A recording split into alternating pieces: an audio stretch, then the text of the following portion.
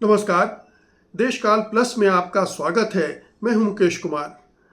दोस्तों, प्रधानमंत्री मोदी अक्सर अपने आप को सबसे बड़ा देशभक्त, सबसे बड़ा राष्ट्रभक्त साबित करने की कोशिश करते रहते हैं। ये दिखाने की कोशिश करते हैं कि इस देश में वही सबसे बड़े राष्ट्रभक्त हैं और बाकी जो विपक्ष के नेता हैं, विपक्षी दल हैं या उनकी जो आलोचना करते हैं वो सब देशद्रोही हैं, देश के खिलाफ काम करते हैं, षड्यंत्र रचते हैं वगैरह वगैरह। उनकी पार्टी का भी यही आलम है। उनकी सरकार के मंत्री भी इसी तरह से अपने आप को पोज करते रहते हैं। पूरे संघ परिवार ये जताने की कोशिश करता रहता है कि वही एक देशभक्त है, बाकी सब देशद्रोही हैं। लेकिन एक के बाद एक ऐसी घटनाएं घट रही हैं जो बता रही हैं कि दरअसल ये देशभक्ति केवल दिखाने की है, हाथी के दांत दिखाने के और खाने के कुछ और। ये देशभक्ति जब परीक्षा की घड़ी आती है, मौका आता है, तो अचानक कायरता में बदल जाती है, पिलपिली साबित होती है। पिछले कई वर्षों में, 12 वर्षों में ऐसे कई मौके आए हैं जब हमने ये देखा है। अब एक नया मौका आ गया है जहां पर फिर प्रधानमंत्री मोदी हमें दिखलाई पड़ रहे हैं कि किस तरह से डरे हुए हैं, कंप्रोमाइज्ड हैं और सरेंडर कर रहे हैं। ये मौका ये है कि जो ईरान और ओमान की खाड़ी है वहाँ पर भारत के जो तेलवाहक जहाज़ थे उन पर अमेरिका ने 3 हमले किए, एक के बाद एक 3 हमले किए और 3 भारतीय नाविकों की उनमें मौत भी हो गई। लेकिन मज़े की बात यह है, या यूँ कहें कि ये अफसोस की बात है, बल्कि ये कहना चाहिए कि ये धिक्कार की बात है कि प्रधानमंत्री मोदी इस हमले को लेकर बिल्कुल खामोश हैं। उन्होंने एक शब्द भी नहीं बोला है। न केवल वो, बल्कि उनके विदेश मंत्री, उनके रक्षा मंत्री जो कि बड़बोले बयान देने के लिए माहिर जाने जाते हैं, वो भी चुप हैं, वो भी खामोश हैं। विदेश मंत्रालय के ज़रिए एक बयान ज़रूर दिलवाया गया प्रवक्ता के ज़रिए कि ये हमला सही नहीं था, लेकिन उस बयान में भी अमेरिका का नाम नहीं लिया गया। अमेरिका की कोई निंदा भत्सना नहीं की गई, आलोचना भी नहीं की गई और कहने को तो एक डिप्लोमेट को सम्मान भी किया गया, लेकिन इसके अलावा कुछ नहीं। आप देखिए कि जब ईरान यूएई पर हमला करता है तो प्रधानमंत्री उसका विरोध करते हैं, सोशल मीडिया पर बाकायदा पोस्ट लिखकर, बयान देकर। इजराइल पर कोई हमला होता है तो उन्हें चिंता होती है, लेकिन जब अपने देश पर, देश के नागरिकों पर हमला हो रहा हो, भारतीयों पर हमला हो रहा हो, तब वो खामोश हैं, तब वो कुछ नहीं बोल रहे हैं। क्या ये उनकी कमज़ोरी नहीं है? क्या ये उनकी कायरता नहीं है?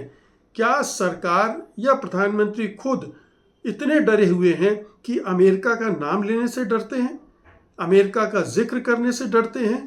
कहने को तो भारत सरकार ने यूनाइटेड स्टेट्स, माफ़ कीजिएगा, संयुक्त राष्ट्र में भी इसकी शिकायत की है, लेकिन उस शिकायत में भी एक जनरलाइजेशन है, उसमें अमेरिका का नाम नहीं लिया गया है। अमेरिका का नाम लेने से ही हवा सरक जाती है इस सरकार की। ट्रंप का नाम भी हम जानते हैं कि प्रधानमंत्री बड़ी मुश्किलों में लेते हैं। तो आप देखिए कि ऐसे वक्त में जब भारत के 3 जहाज़ों पर हमले हुए, यहाँ पर सेलिब्रेशन चल रहा था।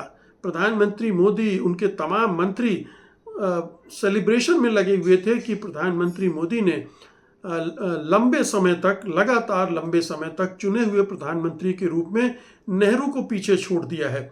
लेकिन कायरता के मामले में तो वो सबसे अव्वल हो गए हैं, ये कहना ज़रूरी है, क्योंकि नेहरू ने तो कभी इस तरह से पीठ नहीं दिखाई, कभी इस तरह से चुप्पी नहीं दिखाई। ना इंदिरा गांधी ने, ना राजीव गांधी ने, ना किसी और प्रधानमंत्री ने। लेकिन हमारे प्रधानमंत्री, चाहे गलवान का मामला हो, चाहे ऑपरेशन सिंदूर का मामला हो, उसमें जो युद्ध विराम हुआ उसका मामला हो, हर जगह वो चुप लगा जाते हैं, डर जाते हैं, घबरा जाते हैं और भारत की पूरी छवि, पूरी साख को ध्वस्त कर देते हैं। फर्ज कीजिए कि अगर आज इस देश में किसी और पार्टी की सरकार होती और बीजेपी विपक्ष में होती, तो वो ऐसे हमले के बाद क्या कर रही होती। वो सरकार पर सवार हो जाती कि सरकार नरम है, बल्कि यही नहीं, वो सरकार को कायर डरपोक पुकारने लगती और एक अभियान सा छेड़ देती कि ये राष्ट्रवादी सरकार नहीं है, ये राष्ट्रभक्त सरकार नहीं है जो अपने नागरिकों की रक्षा न कर पाए और जब नागरिकों की हत्या हो तो उसकी निंदा भर्त्सना न कर पाए। तो एक दोहरा चरित्र है प्रधानमंत्री मोदी का भी और उनकी पार्टी और उनकी सरकार का भी, जो बार बार हमें देखने को मिलता रहता है। दिलचस्प बात यह है कि ईरान ने इस हमले की निंदा भी की है और भारतीयों के मारे जाने पर शोक भी व्यक्त किया है, उनके साथ सहानुभूति संवेदना जाहिर की है। और ये एक विडंबना कहिए या विरोधाभास कहिए कि जिस देश के नागरिक मरे हैं उस देश के प्रधानमंत्री, उस देश की सरकार खामोश है और एक दूसरा देश उस पर इस तरह से टिप्पणियां कर रहा है, सहानुभूतिपूर्वक टिप्पणियां कर रहा है, जबकि भारत डरा हुआ है। याद कीजिए कि जब मनमोहन सिंह की सरकार थी तो 2 मामले कम से कम ऐसे हुए थे जहां पर सरकार ने उसे घेर लिया था। एक डिप्लोमेट थी देवयानी, जिनके साथ दुर्व्यवहार हुआ था अमेरिका में और पूरी चढ़ाई कर दी गई थी उस समय की सरकार के खिलाफ, और वो जो चढ़ाई की गई थी वो वाजिब भी थी, उसमें कोई गलत भी नहीं था, ये करना ही चाहिए था, क्योंकि ये भारत सरकार की जिम्मेदारी है कि अपने नागरिकों की गरिमा की, प्रतिष्ठा की और जानो माल की हिफाजत करें। अगर जो सरकार ये नहीं करती है तो वो निश्चित रूप से अपना दायित्व नहीं निभा रही। तो उस समय उस सरकार ने दायित्व को निभाने में चूक की थी, तब उस समय बीजेपी उन पर चढ़ाई कर रही थी। आज वो खुद ऐसी स्थिति में है। आप याद कीजिए 2014 का मोदी का एक ट्वीट वायरल है जिसमें वो सोनिया गांधी को कटघरे में खड़ा कर रहे हैं कि मैडम, आपकी अगर सच्ची देशभक्त हैं तो ये क्या हो रहा है। आज उनसे पूछने का समय है, प्रधानमंत्री मोदी से, कि क्या आप सच्चे देशभक्त हैं।